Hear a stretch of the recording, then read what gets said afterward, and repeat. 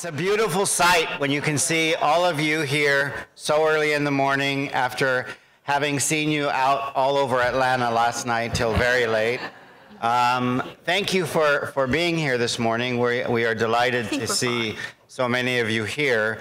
And how's the conference been? Great. Yeah? We hope that it has given you information, you've shared information, and given you a renewed charge for transfer, because that's what matters, is the importance that we bring to transfer. So first, I want to thank the wait staff again. If you could give them all a round of applause. We truly appreciate all that you do to help make this a successful conference. I would like to call up a couple of sponsors to for us to help thank for their work and donations in helping us achieve our goal of really making this conference a success. So first, let me introduce Sam Swingle with Advantage Design Group.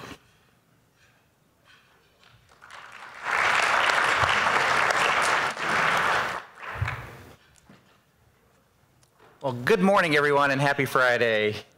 It's a real honor to be here. It's been a wonderful conference. And again, I'm Sam Swingle with Advantage Design Group. How many of you currently have an online orientation to help your incoming transfer students? Raise your hand. Well, if you don't have one, that's what we do. That's what we're here to help you with. So just to give you an idea, kind of paint the picture, the ideal is once students are admitted, they can immediately hear from your president thanking your students for picking your school, and the president can, of course, reassure them that they've made a great decision to come to your school. After that, usually we're going to actually feature your students covering different topics that you pick. So to give you an idea on topics, popular ones are academics, support services, safety, Title IX, how can they get involved. We also usually cover ways that things that they need to do to get ready. We call it the next step section. So again, it's a very interactive approach. It's very fun. And again, something that they can go through, again, as soon as they're admitted, while they're excited. And how it works is, if you think about it, many schools are admitting students, and they've worked so hard to get these students, and they're very excited that they just got admitted. So this can be something they can go through right at that time. Most of the schools are using these more as a pre-online orientation to complement the in-person that will happen later.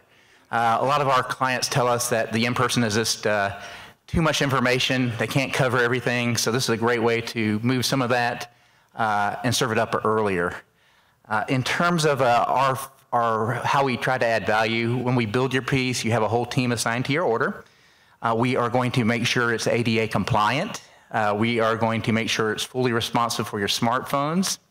Once we build it for you, our team is going to teach you how to go in and keep it current.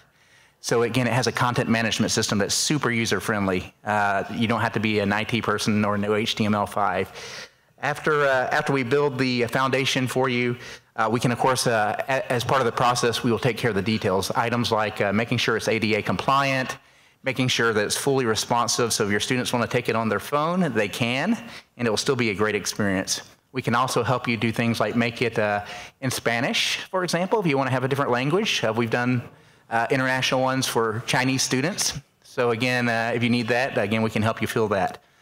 What's nice about the platform, too, is we can integrate it with your student portal, and we can add enhancements like user tracks. So if you want to go in with other people at your school, we can, for example, build a track that's also for the first-year students. We can serve up bonus material for veterans that just they see. International students, they can get some bonus material as well. So it's a solution that can really help not just the transfer students, but all your students. And so that's kind of gives you an idea on what we do. A lot of our schools are reporting that it's saving them a lot of time. And if it's done right, it can really reinforce your students' decision to come to your school because, again, they get an experience that's much nicer than just mailing them a welcome packet or sending them emails. Again, if you're looking for a great way to maybe enhance the transitional process, if your school does not have anything yet that you're happy with, please come see us. We're in the back. You can look out the back main doors. Our touch screen on it, you can come see some examples to judge for yourself. I know time is running out, so again, if you can't make it by, another alternative is in your bags. Y'all should have this flyer. On it, it has our web address, student-orientation.com. It is a great place. You can go and see a lot of sessions that we've done previously with other colleges talking about the solution. Also, we feature it's over 25 different colleges that are already using our platform. And they're just sharing their stories of how it's helping now that they have it. So again, if you're looking for some, if you're still in that early exploratory stage, is a great way to, everything on the site is, you just put your email address and they'll send you the past sessions.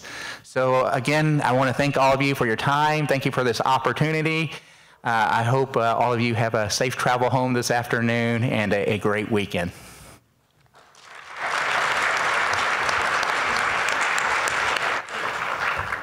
Thank you, Sam. I'd like to introduce Sarah Reynolds with Phi Theta Kappa Honor Society.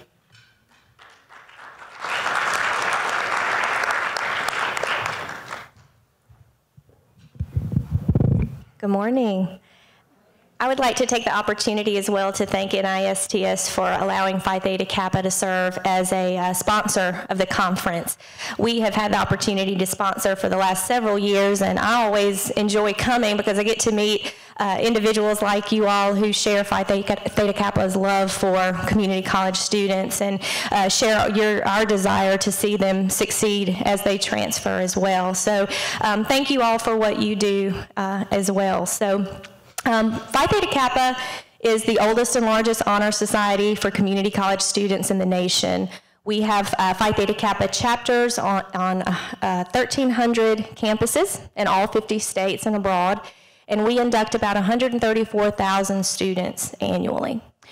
When you look at the demographics of Phi Theta Kappa students and compare those with other community college students, it's very similar. The difference in a Phi Theta Kappa student is that these are students who are found on all community college campuses who are really looking to engage more, to learn more, and to really make the most of their time at community college. And so we engage these students very early in their college careers, and we provide them with opportunities for leadership, for professional development and leadership, for honors learning, for honors programming, for service learning, because we really want to educate them and prepare them for transfer readiness, if that's their goal, or to enter the workforce directly if that's what they plan to do as well. But we really desire to see these students succeed, and we feel like that speaks to why our members have a 92% completion rate. It's those opportunities that we provide coupled with their high achieving nature that gives them that 92% completion rate or transfer on to the four-year institution. So in saying that, and I'm sure you all are familiar with Phi Theta Kappa, if you're at the community college, you see these students every day and you see the amazing work that they're doing. If you're representing a four-year college this morning, again, the same thing. These are the students that you're recruiting, and these are certainly the types of high caliber students that you want to see on your campus, getting involved and doing those same outstanding things that they've been doing at the community college level. So I mentioned transfer readiness just a second ago, and that's kind of my specialty. I work primarily with the four-year colleges and universities to recruit these outstanding students. And so we do that in a variety of different ways. We have collegefish.org, which is just a product of Phi Theta Kappa that, again, some of you have likely already heard a little bit about. From the student's perspective, this is an online tool. It's entirely free for them to use anytime that they want to. That helps them through the transfer process. So it gives them a look at not only what transfer looks like with a timeline that helps them walk through that process in a timely manner, but it also suggests four-year colleges and universities for them that maybe they haven't never heard of or have never considered, but it is a good fit for them because it offers the program that they're studying as well as other aspects and features of the college that they're looking for in a transfer institution. It does the same thing for scholarship opportunities, so it makes them aware of transfer scholarships that they may be eligible for. But from the four-year college perspective, it's a database that gives you the ability to search for students that you feel would be a good fit at your institution, whether that's based demographically, regionally, based upon major, GPA, all of those are options to allow you to choose those students that you really feel like are a best fit for your institutions and who will succeed on your campus as well. So that's a brief description of College Fish. We have scholarship partners. So for four-year colleges and universities who are looking to reward these students for their achievements at the community college, a scholarship obviously is a wonderful way to do that. It's not only going to reward those students financially, which we know is very important for all students, to pay for college, but it goes beyond that in its recognition. These students really value those four-year colleges and universities who recognize them for their outstanding accomplishments. And so it's really more recognition of their success as it is financial assistance. So we refer to four-year colleges and universities who have scholarships that are specifically for members of Phi Theta Kappa as scholarship partners. So that's yet another way that four-year colleges and universities can become involved with Phi Theta Kappa is through a scholarship designated specifically for members. This can be an outstanding recruitment tool for you. And then the third and final way is through our annual convention. And again, some of you have probably already received some information about that. It was lovingly referred to as Nerd Nation for the last several years. This year, we have changed the name to PTK Catalyst. It will be in April. It's in April of every year. This year, it's going to be in Nashville, Tennessee. We attract about 4,000 of the nation's highest achieving community college students at our annual conventions each year. We also have the chapter advisors who attend as well as community college administrators. They all converge for 3 days to discuss, to share, to motivate. And we have sponsorship opportunities, and we also host a college fair in conjunction with our convention as well that we encourage our colleges to become involved with. So on that note, I do encourage you to please come and visit with me. I do have an exhibit table out front, so if I can provide you with more information about anything that I've just mentioned, I would love to do that. So again, if you're with the four-year school, please feel free to stop by. If you're with the community college, I can also put you in touch with the appropriate representatives at Phi Theta Kappa headquarters who would love to talk with you more about your chapter and what we can do to be of assistance to you to ensure that you're successful in all of your efforts for your students at the community college as well. But again, just thank you. From the bottom of my heart for all that you're doing, regardless of what side you may be on, whether that's community college or a four-year school. I've had the pleasure of working for Phi Theta Kappa for 10 years, but before that I worked as a college admissions representative and a transfer coordinator at a four-year institution. So I feel as if I can relate to both sides, and I know how hard each of you work. And if you had the pleasure of participating with the panel that was here yesterday and hearing from some of those students, you can see that your work doesn't go unnoticed, and it really does have an impact on students, even on those days when it might not feel like you do. So I'm blessed to get to interact with a lot of our students and hear their stories. And I was just sharing this morning, I'm always impressed and touched by what these students are doing. And it really kind of has you doing a self-check about, what am I doing with my life when you hear about all of these amazing things that these students are doing. So thank you, and I hope you have a wonderful weekend and enjoy the rest of the conference. Take care.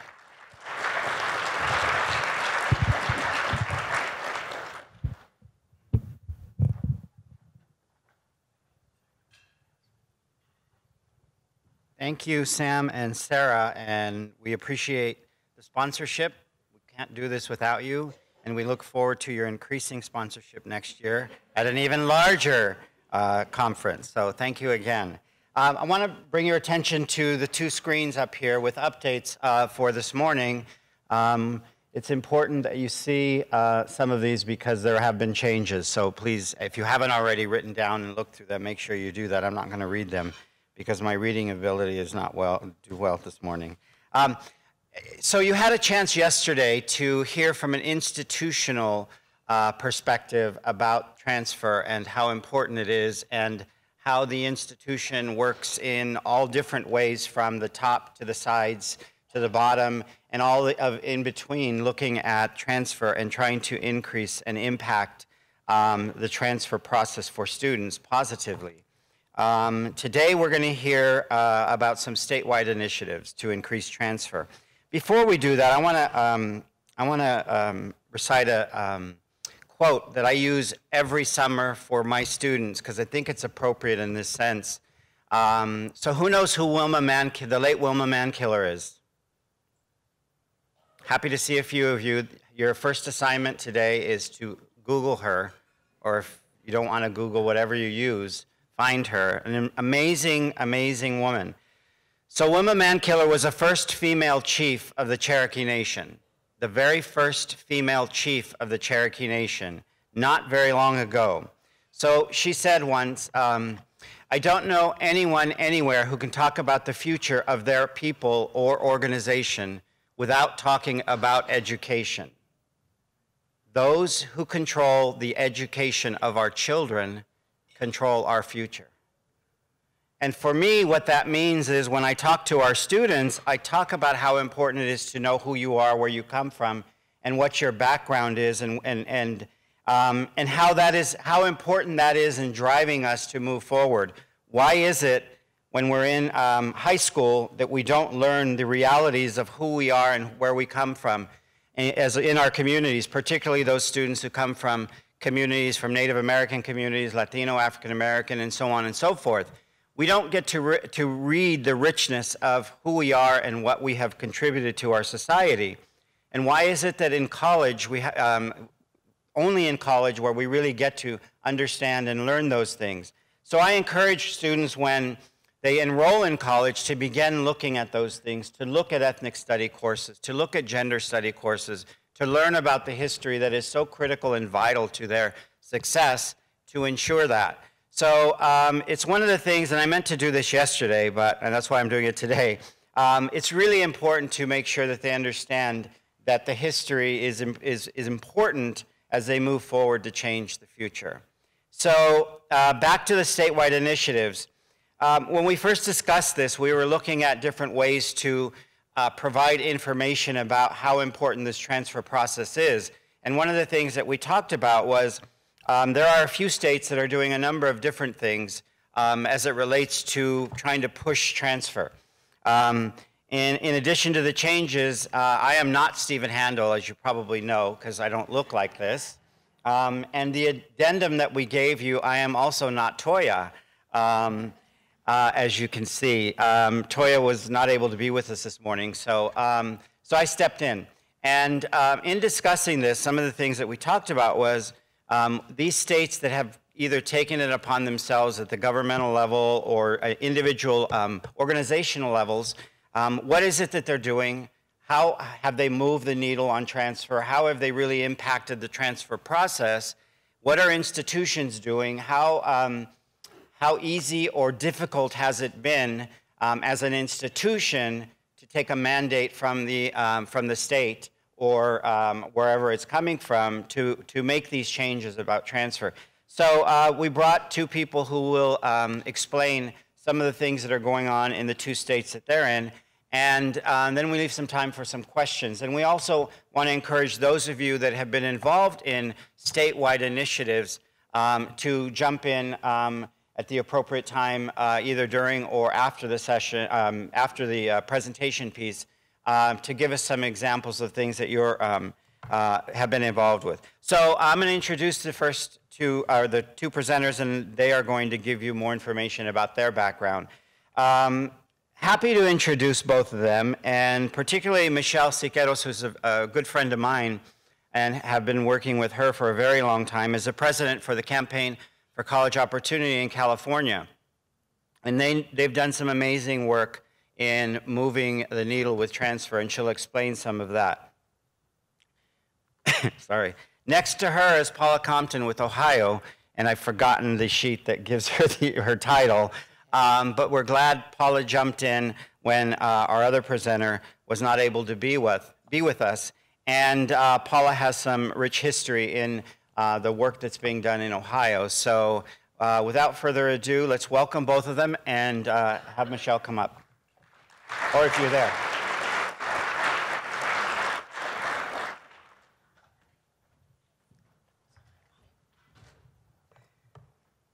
Good morning, everyone. I have to say I'm really impressed that the room is so full at 8 a.m.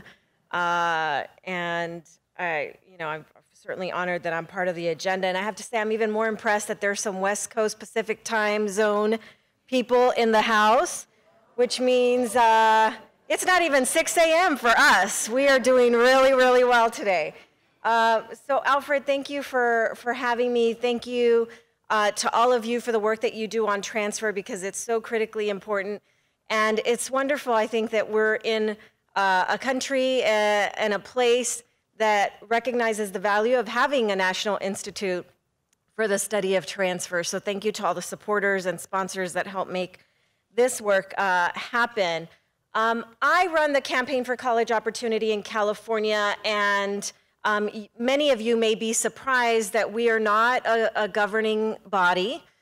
We are not a coordinating agency. We're an independent nonprofit, and we are higher education advocates. My sole focus and mission in life is to make sure that more Californians can go to college, and that when they actually get there, they earn a degree, or they get a certificate, or they're able to transfer.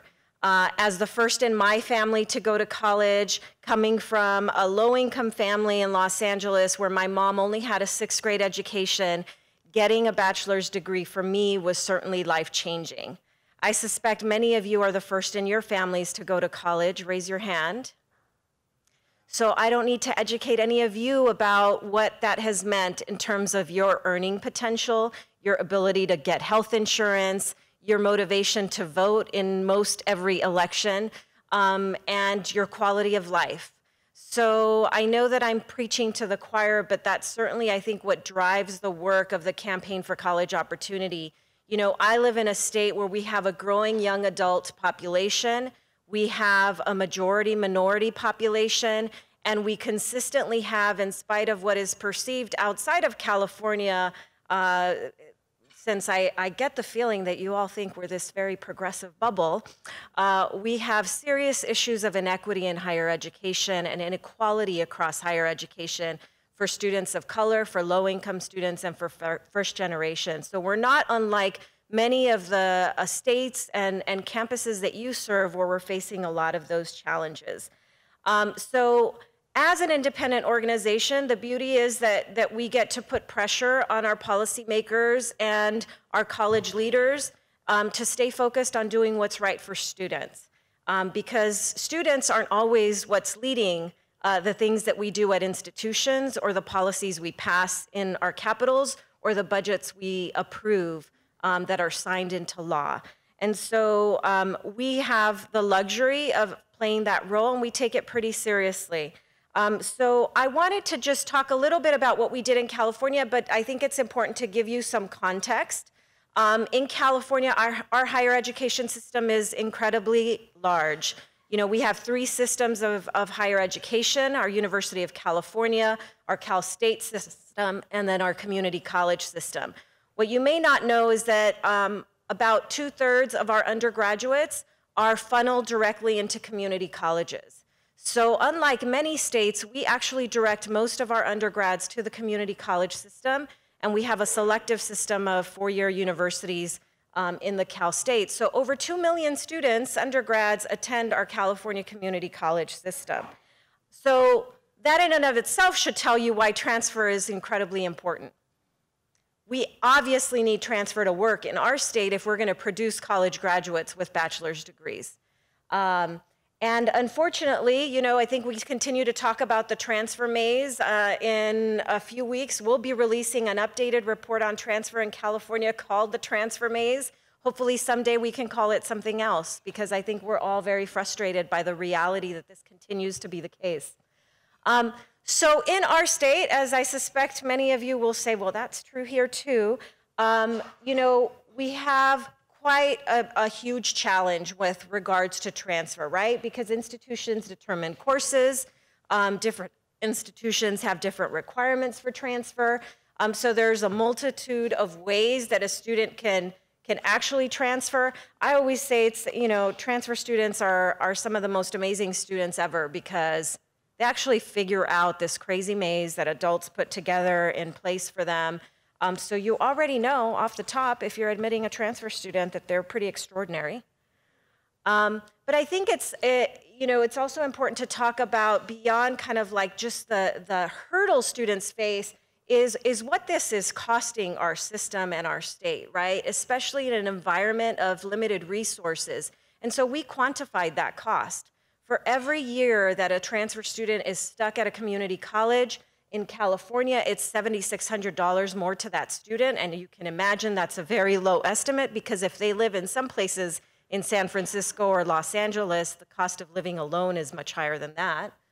$15,000 in lost wages, because if you don't have a certificate or a degree, you may be working, but your work isn't valued as highly, so you're certainly not getting compensated.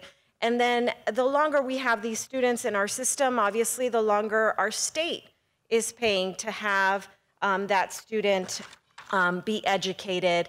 And in an era of capacity issues, which we certainly faced a few years ago, that's especially problematic, because a student who's taking a seat and not moving through the pipeline fast enough is preventing another student from accessing that seat. I like to point these out because I think if you're pitching to policymakers, you should know what these stats look like for your state, for your institution, so that you can make the case for the kinds of resources and policy solutions you need to really improve transfer. This is just a lovely visual. And it's an unfortunate one, but Connie is somebody that used to intern for the Campaign for College Opportunity when she was a community college student. And this is a map of Los Angeles County. And this just kind of visually gives you what Connie had to do in order to transfer in 2.5 years, which is actually way above the norm. Students take 4 to 6 years in California to transfer on average. So this is what Connie had to do in order to transfer. She went to 3 different community college districts, attended 7 campuses, and then she was able to do it in 2.5 years. And what's even more incredible is that she did that in traffic, LA traffic particularly. So how, those folks from Los Angeles would know that how you get from Burbank to Long Beach in any reasonable amount of time is just ridiculous. So, that's what we feel is unacceptable, right? That students have to be this innovative, this creative, this, and it's amazing, right, that they persist.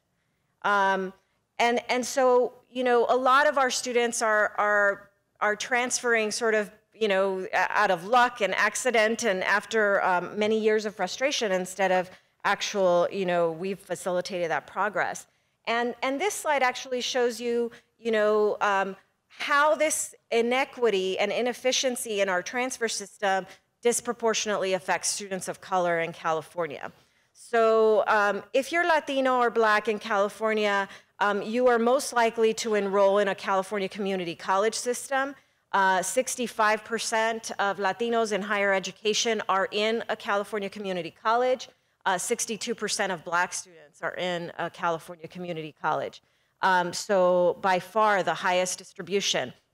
And so you can see that if we're inefficient at transferring students, we're going to continue to have low degree attainment for students of color in particular. And in fact, this is just a general statistic. I told you we have over 2 million students in our California community college system, yet every year only 96,000 students transfer to a 4-year university. So I want to say that again, over 2 million students in our community college system and only 96,000 transfer to a 4-year.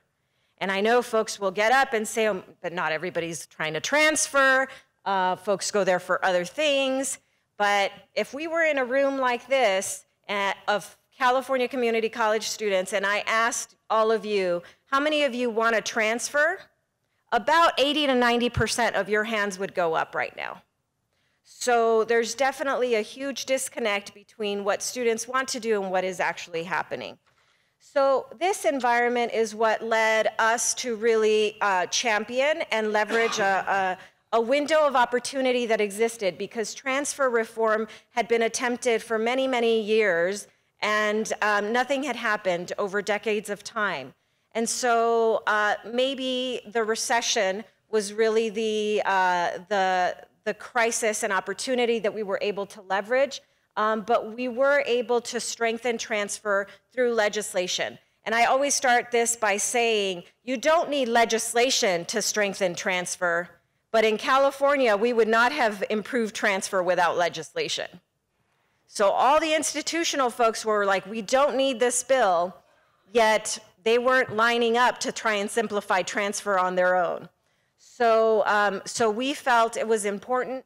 Thankfully, we had strong leadership in the legislature that felt it was important. And we had good leadership in the California Community College system and Cal State system office that also thought it was important. So the crux of what we did was we needed to streamline the pathway. We needed to create an associate degree for transfer because we knew that some students actually were doing a lot of coursework and leaving community college with no degree to show for all their work.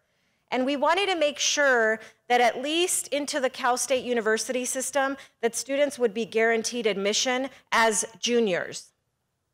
So we were really frustrated by the reality that students were taking 80 to 90 credits, way more than the 60 they needed to transfer, and yet we're still being accepted as sophomores because the Cal State said, well, we don't like that intro to biology class you took at the community college. You should take ours. And so what is not recognized here is the huge cost of that to the student as well as to the state. So we, again, quantified what that duplicative coursework was like. So this is actually our Secretary of State, Alex Padilla. He was the champion for legislation in California to improve transfer. And I share a few bills here. I'm not going to go into them because when we first introduced the bill, it was not so fortuitously killed, but sometimes when you try something, you're more modest in your attempt. So originally our legislation in 2009 was let's allow colleges to voluntarily create an associate degree for transfer program. And we couldn't get that passed. And so when we came back the next year, we said, well, now we're not going to make it voluntary. We're going to require it. And the stars aligned, and we were able to mobilize, and we learned a lot from, as they say, you learn a lot from your failure, your mistakes, or what you didn't do. And so we were able to galvanize a really broad statewide coalition. I suspect there are still few bills that had as many endorsers and certainly as many bipartisan endorsers as our legislation did. So we had the Cal Chamber, the California Business Roundtable, the Urban League, the MALDEF, the Mexican American Legal Defense and Educational Fund. So we had civil rights, labor leaders, business leaders saying we need to do this, and this was a priority bill for them. And so that was really critical and important. So thankfully, we have made huge progress since 2010, but part of that is continuing to monitor what's happening. So since passage of the legislation, we've had over 68,000 students earn associate degrees for transfer. 90% of those students were accepted into Cal State universities. And we already see that a huge number of those students are graduating much faster than those that did not earn an associate degree for transfer. So they're finishing their bachelor's degree within 3 years, which is pretty impressive. And this is like just the tip of the iceberg. Alfred and I were talking about how these numbers are growing exponentially because the legislation was passed in 2010. It was put in place slowly in 2011, but you have to recognize that essentially the last year or two is where you really get to a place where community colleges are offering all of the degrees and majors. And now we're going to, I think, see even huge progress. So there still continue to be challenges. Certainly legislation is not a panacea to address all the things that we care about in terms of improving transfer. The associate degree for transfer is still not the preferred pathway in California. Only about 1/3 of the students are transferring with an associate degree. Our goal is to make it the preferred pathway to ensure that students have a very clear, simple way to get there. And there's still not a lot of sticks. There's carrots and incentives. We have a governor that has prioritized transfer, thankfully, and has ensured that institutions pay attention to transfer. But there's nothing that, punishes colleges for not doing more. There's nothing that is explicit about making sure that colleges are closing the equity gaps that continue to exist.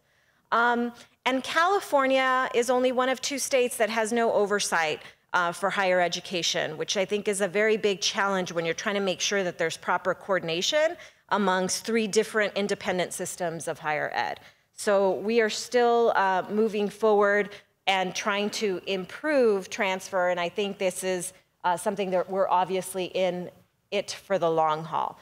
So I'll just end by saying that in order for our work to be successful, we have to engage folks that aren't coming to conferences like these, unlikely allies that can be champions for improving transfer in our states. We do have to obviously have system buy-in, because we can't just come in and impose reforms. Those reforms have to be implemented, so they have to have faculty and community college and Cal State and university leadership buy-in. And we have to continue to oversight. So we have done this in a multitude of ways of highlighting those colleges and rewarding them for doing a great job, and publishing a list every 3 months that sort of says these are the colleges that, that are doing well and some of the colleges that are not doing well. So I'll end with that, because I know that Alfred is going to allow us to engage in further conversation, and hopefully I'll get to answer some of your questions. So thank you. My name is Paula Compton. This is my title. I'm an Associate Vice Chancellor for Articulation and Transfer for the Ohio Department of Higher Education. And I'm also the Executive Director of the Ohio Articulation and Transfer Network. In our state, we have a consortium of all our 2- and 4-year institutions, and that makes up the network. I also want to take a moment and say thank you for inviting me. I feel so honored to be here. This is the first time I've attended this conference, and I know it won't be the last, because I've been learning so much from all of you. I've been attending the sessions, and I want to thank you for teaching me. I have all these really neat ideas, problems I was thinking about. How am I going to solve this? And somebody said, well, why don't you try this? And I'm going, yay, I'm going to go back and try that. And I also want to join the other speakers who said thank you to you, because you really make a positive difference every single day. And I want to thank you for all that you do.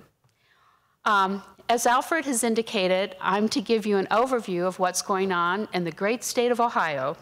And to do that, you see I have a little newsletter here, a 1-page newsletter. And so to get started, Ohio, an overview. Let me just take a moment and let you know what makes up Ohio. We have 14 four-year public institutions of higher education, 23 community colleges. We also have 24 regional campuses.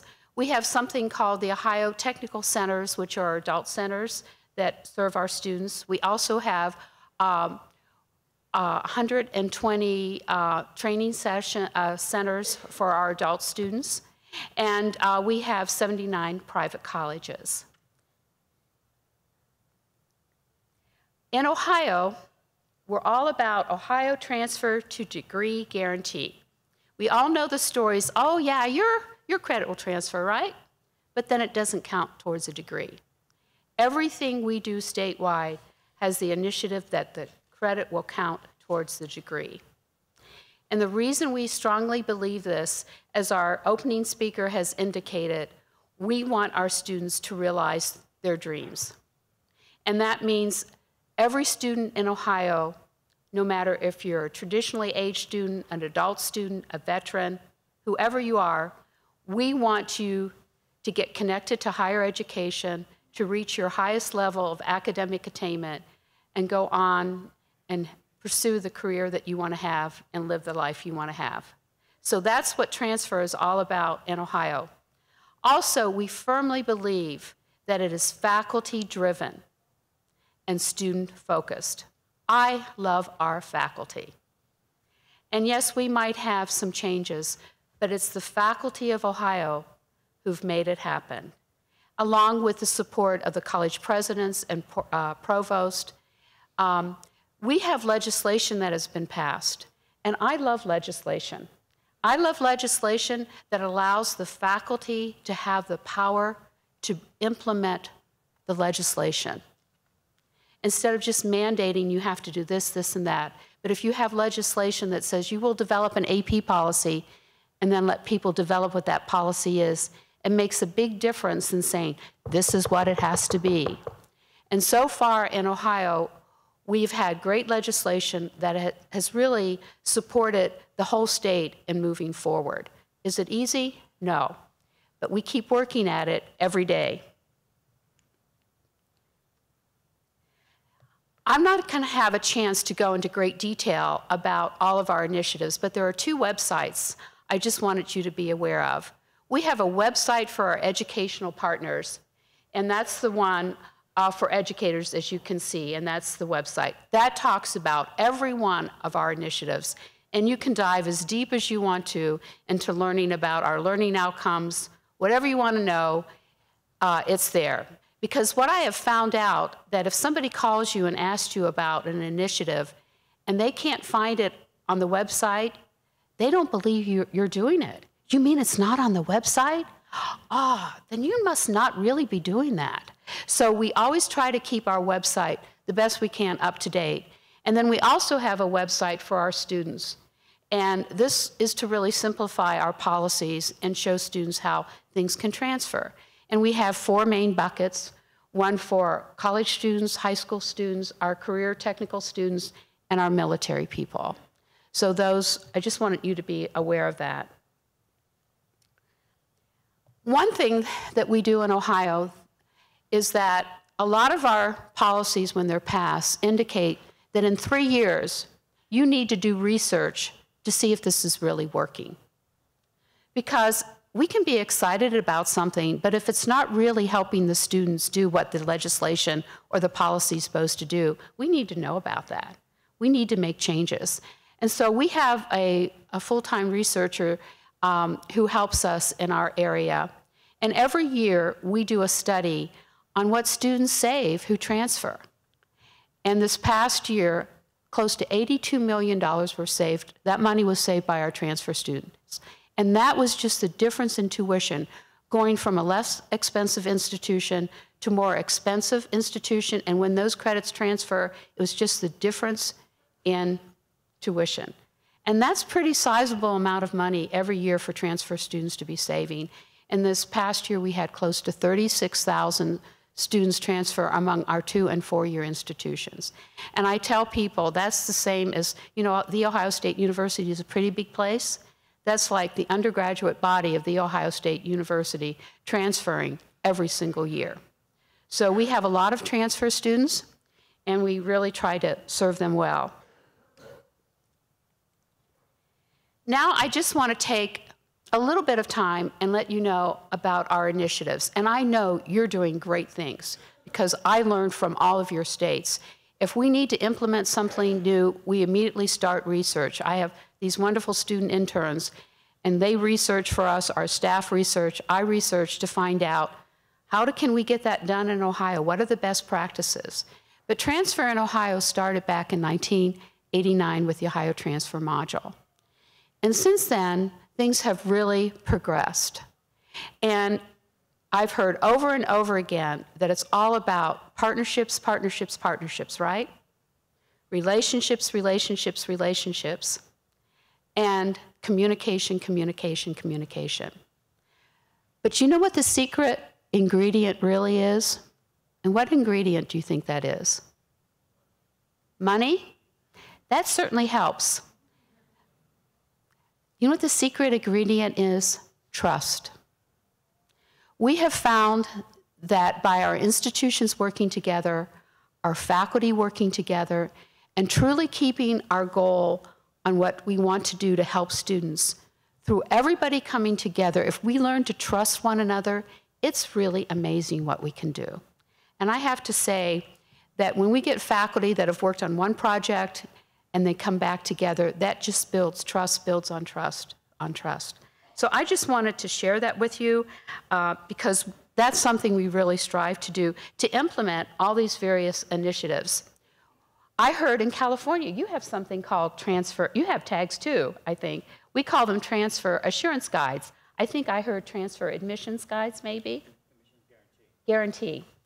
The Ohio Transfer module started with Gen Ed courses, and then we said, we really need pre-major and beginning major courses. So we started the development of these transfer assurance guides, and we have close to 54 of them. Now, the courses within the transfer assurance guides are based on learning outcomes. Our Ohio Transfer module are based on guidelines. And as you know, as we progress, it's all about competency-based education and learning outcomes. Another thing that we did that kind of makes us a little unique in Ohio, we have career technical assurance guides. We work very closely with our secondary institutions who have career technical programs, and we also work with those adult technical centers, because we feel it's very, very important that we recognize the work that they have done in the technical areas also. And more recently, Ohio, within the last 3-4 years, we've had legislation passed that we are doing more to recognize the military training and experience and coursework of our veterans and service members, and we are aligning those experiences and learning opportunities with college credit.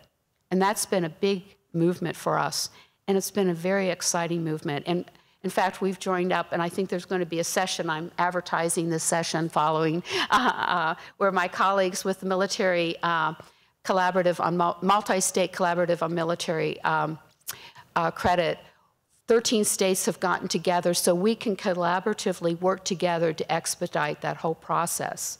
I know yesterday, Katie and Jillian gave a presentation. So it's all about those partnerships, how we can work together to really help the students we want to serve. Now, what's been happening more recently? We spent a lot of time on course equivalencies, and we were really proud of that. Course equivalencies, getting all these schools to recognize equal credit, that's not enough now. Pathways, pathways, pathways. We had legislation passed about 1.5 years ago where we need, and we're happy to start working on 2+2 legislation.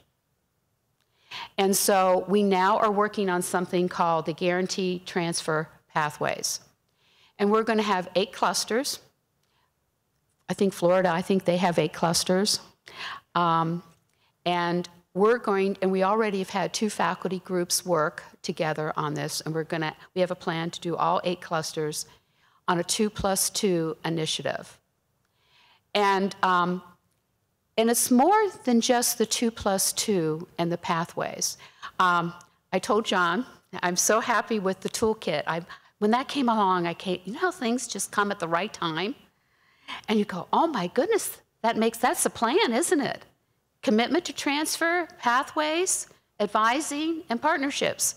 That's what we need to do to implement this 2+2, because not only do we need to have the pathways, but we have to make sure we have the right advising and what we need to help students. So we are starting to try to implement those 4 strategies the best that we can. And we also have formed, in addition to the faculty clusters, a task force, advising task force, on what we're looking at in terms of best practices that our state has in the area of wraparound student services. And then what we want to be able to do in April, we're going to call together a statewide meeting, but we're going to have the day divided up into regional groups, because we have found that students who transfer regionally, and most of them transfer regionally, have a higher success rate in terms of completion. So we're saying, let's start out having those regional partners become stronger relationships.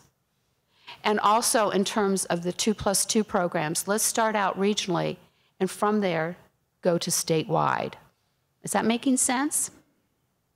So even though we're doing this statewide, we're recognizing there's power.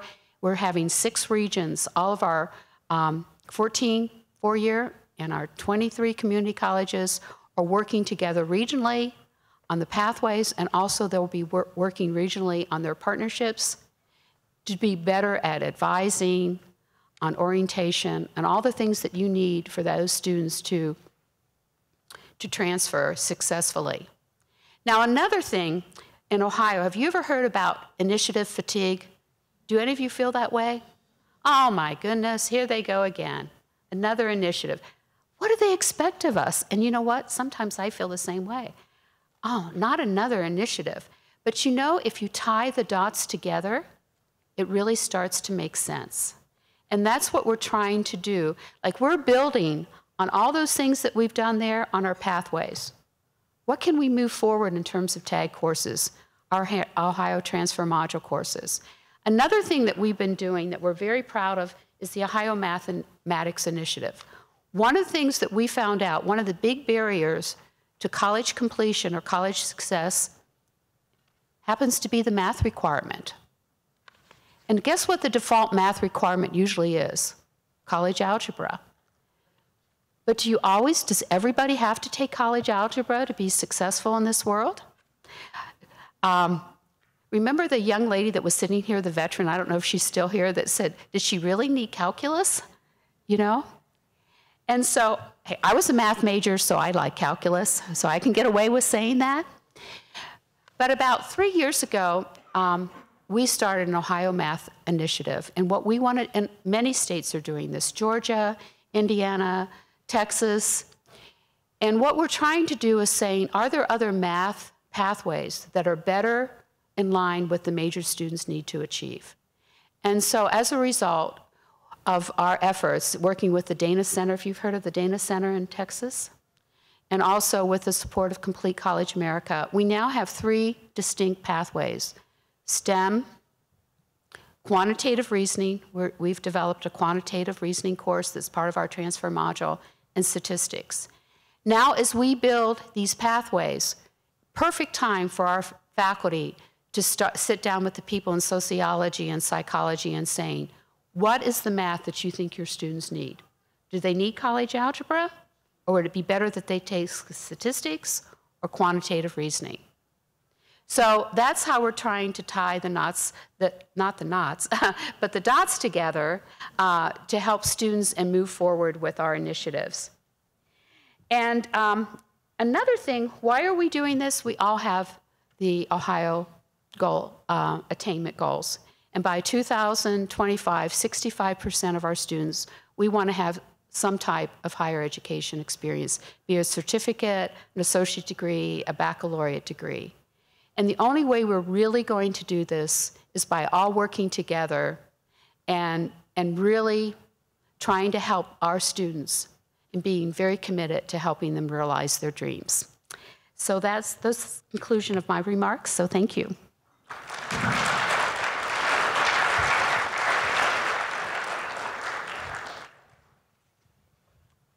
Thank you, Paula and Michele. Now we want to open it up for some questions.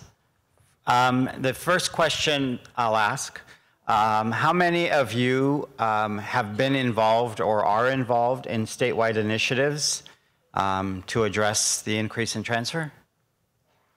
Any of you want to speak about your experiences or some of the things that you've seen happening, successes, not so successful adventures?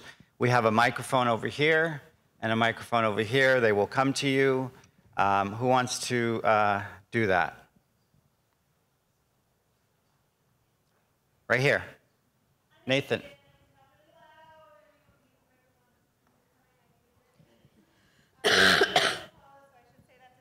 I had a really good mentor in this work, but I just want to echo what she said about the faculty. And I'm in Michigan, which has a unique governing system as well for higher education. But I cannot stress enough how much you need to get your faculty involved and be listening to the faculty. And not only because they have an idea of barriers that sometimes we like to roll our eyes at, but because some of those barriers are legitimate and we need their help in solving those problems.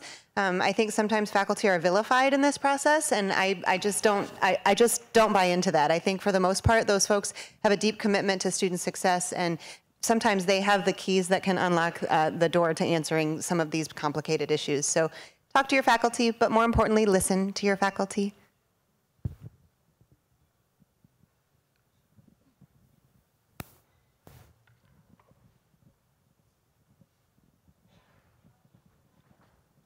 Yes, hi, Ken Sauer with the Indiana Commission for Higher Education, and I I think both speakers have made excellent points. Michele's point about legislation being critical, I think I very much agree with. That's certainly been true of our experience in Indiana. I think one has to be very careful about how the legislation is crafted, what kind of wording is in there, who has responsibility for carrying out the transfer arrangements that develop as a result of that legislation. In most cases, in 48 states, the statewide agency plays an important role in implementing that, and how that legislation is implemented is also very critical. And I very much agree with my good friend Paula Compton's comment about the faculty being critical to this whole process. And I think it's been our experience that when you get faculty together from two-year institutions, regional campuses, major research campuses, and they start talking about the courses that they teach, that's what they focus on, and they can really get down to the essential points about how transfer can be made easier for students. So I think those two takeaways, the importance of legislation and the importance of involving the faculty in any transfer work, are two excellent points, and I would just share the emphasis that you have both placed on those 2 points.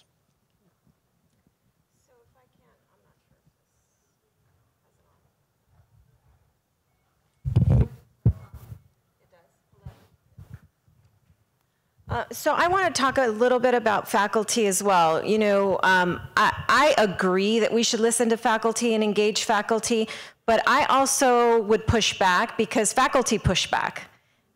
We definitely face the reality in California where faculty were not interested in legislative solutions to transfer reform, and they certainly weren't interested, at least at a statewide level, at smoothing the pathway for students either. They did get involved and engaged once they saw that that train had left the station and legislation was going to be passed. So they could either be a part of it and inform it and make it better, or the rest of us were going to write it. We were very much also willing to compromise. We did not want to originally create an associate degree for transfer. We wanted an associate degree for GE. You know, we just wanted a clear 2+2. So we listened to faculty and we understood the importance of the value of an associate degree, having it in an area of emphasis. So that was the approach that we took in California. We also made it very clear that in implementation, that there was going to be leadership from both the community college and the Cal State system working together as part of an independent oversight committee that actually started working on creating the degrees before the legislation was signed because they knew it was going to be signed. And so there was incredible collaboration. The legislation actually gave community college faculty a much bigger voice in this conversation around articulation than they ever had. So all of you know that generally four-year universities get to determine what is transferable and what is not. And so in California, for the first time, community college faculty got to determine what made up an associate degree for transfer and what the Cal State system had to accept as an associate degree for transfer. So I don't want to be Pollyanna about like, let's just talk to faculty and it's all nice and easy. The then president of the Academic Senate actually turned to me and said, it's okay. This is just going to be another little initiative and we'll ignore it once it's passed. And that's the reality of what we're fighting for sometimes when we're trying to do right by students. And thankfully, we have much better leadership at the Academic Senate level and amongst faculty that are involved. But let's be clear, we're not always going to be on the same page. I just wanted to mention, it is hard, but you can find champions, and also your key institutions can help you. We've been very fortunate in Ohio that the Ohio State University understands the importance of this work, and they rather be a player than have the General Assembly determine what it will be. And I think the faculty kind of know that I'd much rather have them develop the curriculum than having the General Assembly. And so if you can get in our case, the Ohio State University, who helps provide a lot of the faculty leadership along with everybody, but they host key meetings, and that sends a message throughout the state, loud and strong, that we are all in this together, but it will be hard. And then if you run into difficulties, then you have to have those college presidents and those provosts stand up and make the hard decisions and say, our institution will follow this. Because transfer only works, as you know, it takes a state to do transfer. It takes a state. And pretty soon, I think it's going to take a nation to do transfer, you know, because our students are so mobile. And I tell that to people all the time. It takes a state to have an effective transfer system.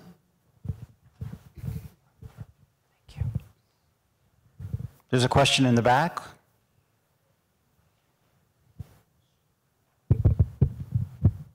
Thank you. I'm from the state of Tennessee, where we've had pathways in place for several years now. Our big challenge now is actually not with necessarily the faculty or the colleges or the state, but it's actually getting students enrolled in the pathways and having them follow the pathways. So we're working on this, but our challenge is on the ground, where you have advisors, registrars, and other individuals who actually are going to get the students to take the pathway, to take the courses, and to follow through in that fashion.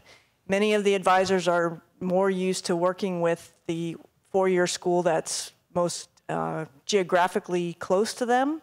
They're used to old articulation agreements, and we hope to be changing things, and we're having a summit of our own people next week. But we have beautiful pathways on the website and all set up. Students weren't taking them.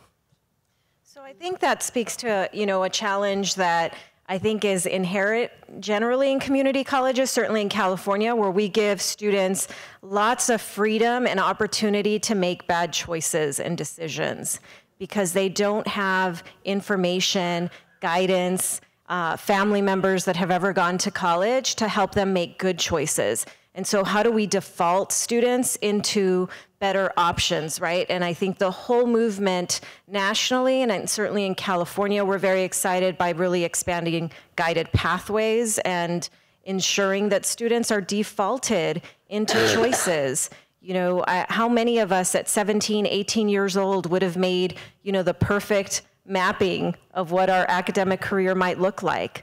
And there is a cost both to students and to our institutions and to the state for, again, allowing students the freedom, the constant freedom to fail or to make bad decisions because they don't have the right information to make better ones. Thank you. Other questions? Oh, in the back. So I have a couple of comments about faculty, because we're doing pathways right now in Minnesota. And our university faculty, the four-year faculty, are very suspicious and, you know, jaded about the whole thing. But what I find maybe would be helpful is that high school enrollments have been dropping. So transfer really is the future enrollment population. And I think if they understood that, if we could give them data to show that, hey, your direct entry from high school is dropping. And, you know, if we help them understand that transfer students are really what will help them, because they're really worried about losing programs and losing jobs. So if you can help convince them that, hey, if you are more transfer receptive, you ensure your own positions and departments will continue. So that's one comment. The second is that a few years ago, I think there was data that showed that the more CLEP and AP exams that were accepted by a college or university, the more retention those institutions would have. And I don't know if that research has been done with transfer courses, but I would imagine it's kind of the same thing, that the more you accept transfer courses to tell a student, hey, you've already finished X, a semester, 2 semesters, whatever it is, wouldn't that student be more likely to go to your institution and stay there because they're going to be that much closer to completion? So I just think those are two things that we could maybe use to convince faculty to be more receptive and on board. Thank you. There's a question here. When we get to that question, your point is right on about faculty. I can't tell you, the University of California is obviously our elite system, and I had to spar with a civil rights icon, someone who I will remain nameless, about the quality of transfer students, because he made the case that transfer students were just not as good as enrolling freshmen. And that perception exists even amongst a civil rights advocate who had to know that if we were going to diversify the University of California even further, it would have to come from transfer students, especially transfer students who were students of color. And the research and the evidence proves him completely wrong. Because when you analyze transfer students, again, everything that they've been through and their success once they enter the four-year institutions is equal to that of a beginning entering freshman. So data is important, and I think for us to recognize that not all of our allies may even be on the same page with their perceptions of transfer students. I just Go ahead. I just want to say the power of data. All the things everyone's been saying, faculty respect data, and I really encourage more. I mean, you're a research organization, so, and it speaks volumes, and it almost breaks your heart when you hear a situation like you've just described. But once you show the data, it's hard to argue it. Let me just share with you something that happened a few years ago at UCLA, which I believe is somewhat of a transfer receptive institution. We had a faculty member in, I believe it was economics or poli-sci, who wrote an article about transfer students, saying that he didn't think that transfer students were worthy of being at UCLA because they weren't as good, and because he didn't think that they participated in the fabric of the institution and therefore would not give back money and support to the university once they did transfer as students entering as freshmen. And so his suggestion was that we reduce the number of students that we admit as transfer and admit more freshmen. So you should have seen the outroar from students particularly who actually stormed his class and talked about it. And then development came in and showed all of the charts about what kinds of givings back to the institution students. And they found, of course, as all of you know, transfer students do as well, if not better, than students who start as first-year freshmen. And in fact, they also give back to the university in the same way that students who enter as freshmen. And then the students challenged him so much that they actually put him on a panel to discuss this. And lo and behold, once he found all of those facts and figures, which amazed me at a research institution, a faculty member who didn't look at research to determine those things, he actually changed his mind and is now an advocate of transfer students. But by and large, what about research, especially at a research institution? You had a question here? Oh, I would just like you to comment on mandating reverse transfer of credits. I mean, if our funding depends on completion, it would be nice if the community colleges could get back those credits. We have performance-based funding, and that's taken into consideration, and we do reverse transfer. And they do get credit. And they get credit, the community college gets credit for their contribution towards that, yes. So when they get back, when the student gets the credit back for the associate degree, that institution is recognized for that in the funding formula. It's, first of all, we do reverse transfer on a voluntary basis, but institutions want to do it, but it is in the funding formula. Other questions? Yes, John. So there's a microphone right behind you. Thank you. Good morning. I'm John Gardner. I'd like to make an observation on behalf of the faculty, of which I'm a member. First of all, I find this conversation very gratifying and very heartening because it's diametrically opposite to the conversation at our national level. We are being civil this morning. We are being respectful. We're listening to different points of view. And that's the only key to getting this done. And we're illustrating that if this is going to move forward and improve the success of transfer students, it's got to be done at the state level. I'm really optimistic about that. I hope all of you share that perception.